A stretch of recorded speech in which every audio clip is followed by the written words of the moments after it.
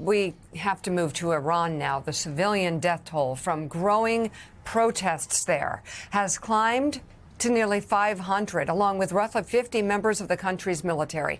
This is according to the Associated Press, citing a U.S.-based human rights organization. Demonstrations against the current regime have been ongoing for weeks amid growing frustration with the country's struggling economy. In recent days, Iran's military has cracked down on protests, detaining over 10,000 people, according to the AP. President Trump has said in recent weeks he would consider intervening if Iranian protesters were shot. He said this, of course, 1 or 2 days after an American mother was shot for being at a protest. Okay. Yesterday, he was asked by reporters on board Air Force One whether Iran's government has crossed a red line. Well, no, they're starting to, it looks like, and there seem to be some people killed that aren't supposed to be killed. These are violent, if you call them leaders, I don't know if they're leaders or just they rule through violence. But we're looking at it very seriously. The military is looking at it, and we're looking at some very strong options. We'll make a determination. Iran said that they would consider military and commercial bases as legitimate targets if we struck. Are you concerned? Well, if they do that, we'll consider things targets they wouldn't believe. If they do that, we will hit them at levels that they've never been hit before. They won't even believe it. I have options that are so strong. So, I mean, if they did that, it'll be met with a very, very powerful force.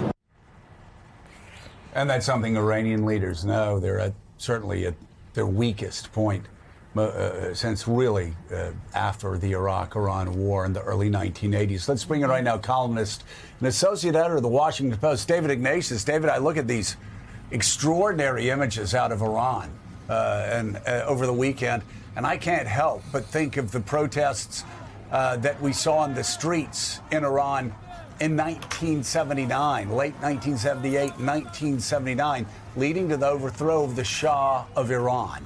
Talk about it. So, Joe, I think that's the right comparison. This is a rebellion across Iran. As in 1979, it began in the bazaars of Iran. It began with merchants who felt squeezed by a collapsing economy, and then spread and became more political. A difference, which is important, is that in 1979 there was a leader merging to symbolize, champion this movement, and that was Ayatollah Khomeini, who was then in exile. In this case, there isn't a leader on the scene that we can detect. The son of the late Shah of Iran, Reza Pahlavi, has positioned himself to be such a leader, but he's also generated a lot of resentment inside Iran. As I look at this right now, Joe, I see a one-way street. The regime is headed toward ever greater crises. It may, through severe repression, killing, suppress this revolt as it did the revolts in 2022, 2023, 2017, 2018, 2019. Almost every year there's been an uprising in Iran. But it can't do that forever. This regime is just running out of gas, and Iranians know it. And I think that's their dilemma. They see Saudi Arabia and the United Arab Emirates racing into the future, becoming AI superpowers, they hope, while Iran is stuck. It can barely feed itself. Inflation last year was running at a 42% annual rate. So that's Iran's dilemma. The choice for the United States is what to do about it, how to help. And it's a tough choice, one that the president will have to think through very carefully. He's obviously considering military options. He needs to be sure that in striking Iran militarily, he does damage that truly weakens the regime, that outweighs the resentment Iranians inevitably will feel if their country's being bombed by a Western superpower. There are a lot of discussions about shipping Starlink terminals into Iran so that the blackout of the internet, which has been underway since Friday, can be ended. That's also complicated. You can jam Starlink. It's easy to find who's using the terminals. They will be arrested. They may be executed. Iran has made clear this is a crime.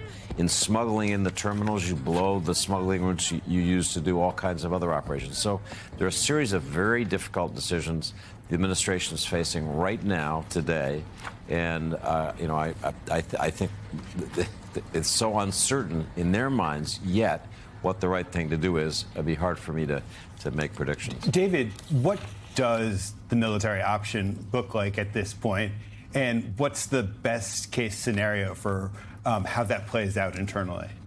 So the best case scenario is that a regime whose security forces are weak, are rusty, that failed to help its proxies, Hezbollah in Lebanon, Hamas in Gaza, Bashar al-Assad in Syria, and in Iran itself couldn't fend off an Israeli attack last June, that regime, if hit hard, will begin to crack.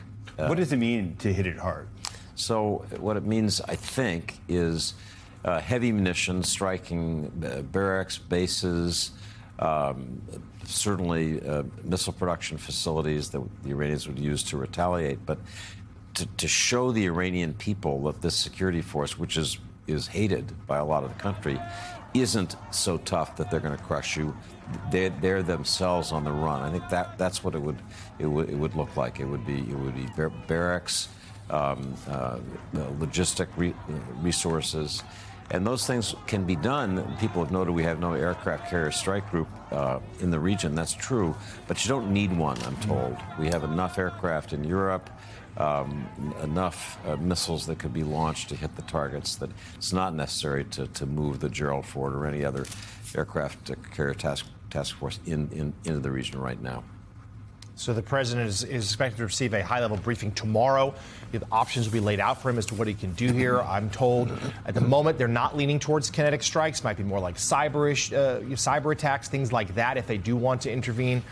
Jim Vandehei, but certainly military options not taken off the table. But let's speak about what this could mean. First of all, if the president were to authorize this, there would be potential blowback for Israel. Israel's already bracing itself for how Iran might retaliate.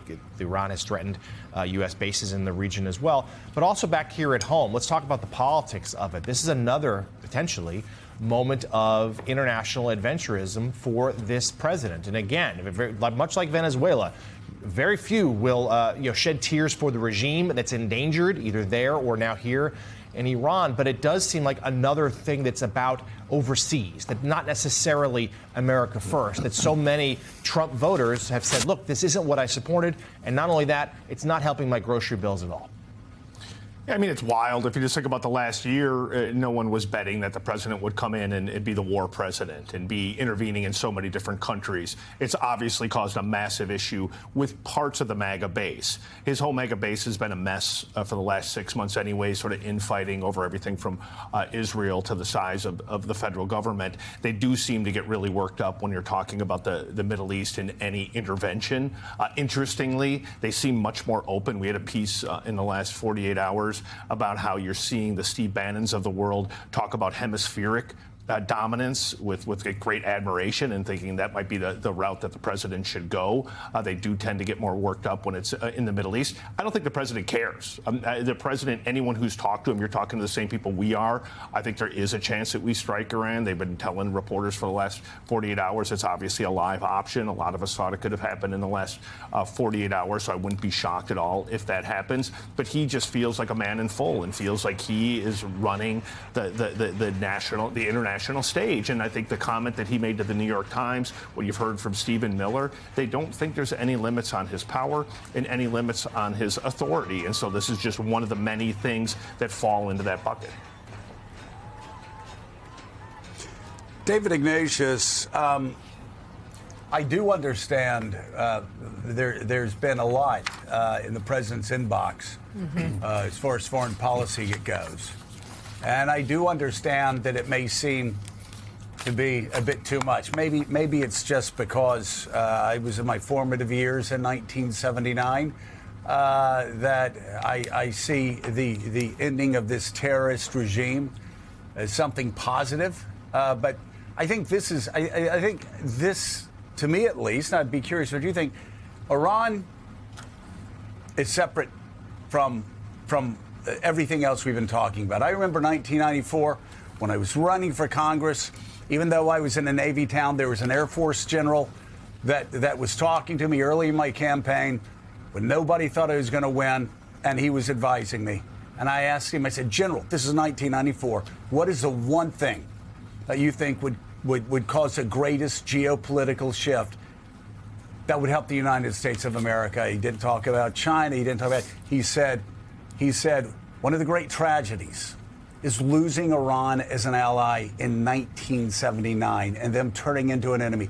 He said that shift of Iran from one of our toughest enemies to an ally, he said, would be an extraordinary, remarkable advantage for the United States geopolitically. I believe that in 94. I believe that today. I'm curious your thoughts. I share that. I think the world turned on a hinge in 1979 with the Iranian Revolution. The shocks in the region, the shock to Saudi Arabia encouraged Islamic fundamentalism in those countries, gave a boost to what became Al-Qaeda and Osama bin Laden. And for Iran to turn back, as Henry Kissinger used to say, to stop being a cause and become a nation that makes rational national decisions would be a fundamental change in the world. Something really, you think, what would be worth our getting deeply involved, even having to use military force? That's a goal that would make a significant difference. The problem is, this is not a little conflict. Iran is a huge nation in territory. It has more than 80 million people. It's culturally sophisticated. I visited Iran several times. I'm always struck by the serious intellectual work that's done there, the universities, just the sense of Iranian nationalism. So if President Trump decides this is the moment, and there are a lot of reasons why he should, because it really does make a difference, he needs to plan this more carefully than he does most things, and he especially needs to plan what happens after that first day when the B-2s come in and he's got bang, we did it. So that's just the beginning of this one. And if you go in without a good plan, you'll make things a lot worse. All right, with your help, we'll be following this. Columnist and associate editor at The Washington Post, David Ignatius, thank you very much for being on this morning. David's new piece is available to read online right now.